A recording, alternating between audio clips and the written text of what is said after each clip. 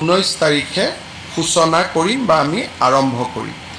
এই উপলক্ষে অসমৰ 126টা সমষ্টিতে 126খন মিটিং হ'ব, য'ত মন্ত্ৰী বিধায়কসকল উপস্থিত থাকিব আৰু গুৱাহাটীৰ পৰা মই আপোনালোকক নিমন্ত্ৰণ কৰি গোটেই আঁচনিখনৰ বিষয়ে মই বুজাই দিম। কিন্তু 126টা সমষ্টিতে ইয়াৰ একোটা অনুষ্ঠান আমাৰ মন্ত্ৰী বিধায়কসকলে কৰিব আৰু আমি এই অনুষ্ঠানত যোগ দিবলৈ বিৰোধী পক্ষৰ বিধায়ক সংসদসকলকো আমি আমন্ত্ৰণ জনাম। দ্বিতীয়তে আমি অহা 19 তাৰিখৰ পৰা 17 লাখ নতুন লোকক আমি ৰেচন কাৰ্ড দিম, কাৰণ এইবাৰ অৰুণোদয় পাবৰ কাৰণে ৰেচন কাৰ্ড অতিকে জৰুৰী। ৰেচন কাৰ্ড নহ'লে অৰুণোদয় নাপাব। গতিকে বহুত ব্যক্তিয়ে হয়তো ভাবিব মই দুখীয়া, মই অৰুণোদয় পাব লাগে, ৰেচন কাৰ্ডখন নোপোৱাৰ কাৰণে তেওঁ অৰুণোদয় নাপাব। সেইকাৰণে আমি 17 লাখ পৰিয়ালক, 17 লাখ ব্যক্তিক আমি নতুনকৈ ৰেচন কাৰ্ড দিবৰ কাৰণে সিদ্ধান্ত লৈছোঁ। এই আঁচনিখনো আমি 19 তাৰিখে আৰম্ভ কৰিম। অৰ্থাৎ যি মিটিং হ'ব অৰুণোদয় আৰু ৰেচন কাৰ্ডৰ কাৰণে যুটীয়া মিটিং হ'ব। আপোনালোকে 3 নম্বৰ এটা বিশেষ বিষয়ৰ ওপৰত অৱগত যে আমি কিছুদিনৰ পৰা CM-AAA মুখ্যমন্ত্ৰীৰ অসম আত্মনিৰ্ভৰশীল আঁচনি, এই আঁচনিখনৰ আমি ইণ্টাৰভিউ লৈ আছিলোঁ। আজি কেবিনেটে এই আঁচনিখনৰ 25,238 গৰাকী হিতাধিকাৰীক অনুমোদন দিয়ে।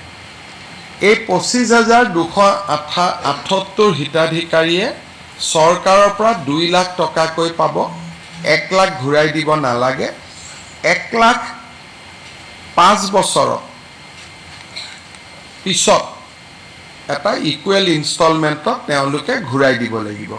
5 বছৰ 2 লাখ টকা ঘূৰাই দিব নালাগে, 5 বছৰ পিছত 1 লাখ ঘূৰাই দিব নালাগে, আৰু বাকী 1 লাখ যি ঘূৰাই দিব থাকিব সেয়াও সৰু সৰু ইনষ্টলমেণ্টত পিছৰ 5 বছৰ অৰ্থাৎ 10 ইয়াৰ্ছৰ ভিতৰত 5 ইয়াৰ্ছ হলিডে, 5 ইয়াৰ্ছৰ পিছত তেওঁলোকে সৰু সৰু ইনষ্টলমেণ্টত পিছৰ 5টা বছৰত আমাক টকাটো ঘূৰাই দিব, 1 লাখ ঘূৰাই দিব আৰু সুদ দিব নালাগে।